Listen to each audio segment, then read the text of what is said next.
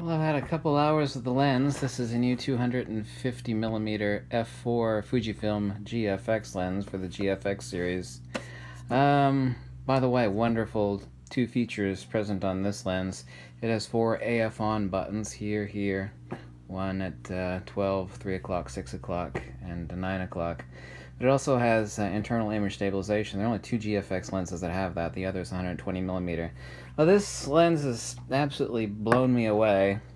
First off, which is absurd, is that this lens, and I have every GFX lens now, I can say that.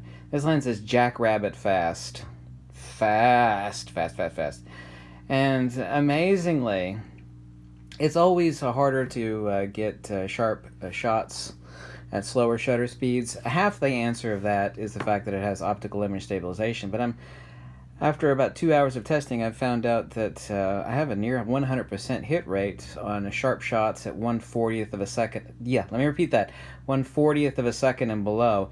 There's 2 reasons for that. One, obviously, is the optical image stabilization, but secondly, it's the same principle in professional archery and other things, because the lens has much of its weight out here. Actually, the rear element is right about here. You'd think it's like here, but no, the rear element is right here.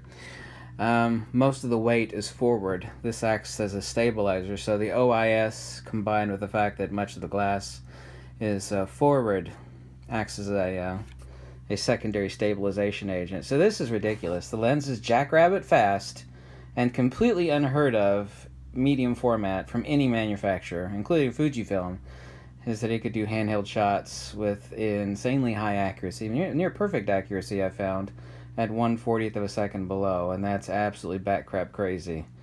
So Fujifilm blew me away on this one. This is incredible. It's always the last lens that Fujifilm comes out. I was like, I don't know if I'm interested in that one. This lens is amazing. Technically, this is a 197mm field of view at roughly 2.8. People say, oh, it's an f4 lens. It's not that. No. Depth of field equivalent is right at about a f2.8. This really, even though it's 197mm, this is really like the favorite portrait/telephoto lens that Nikon makes, which is their actual, to me, I consider to be their top 3 lenses they ever made for portraiture and telephoto primes. And that's the 180mm 2.8, which I've got 6 of those lenses. That lens is so ungodly incredible. Obviously, I continue to test this lens, but I was not expecting that. You know, there have been some professional reviewers that have had this lens. I thought, oh, it's nice, look at the images from this lens. And they don't really tell you anything.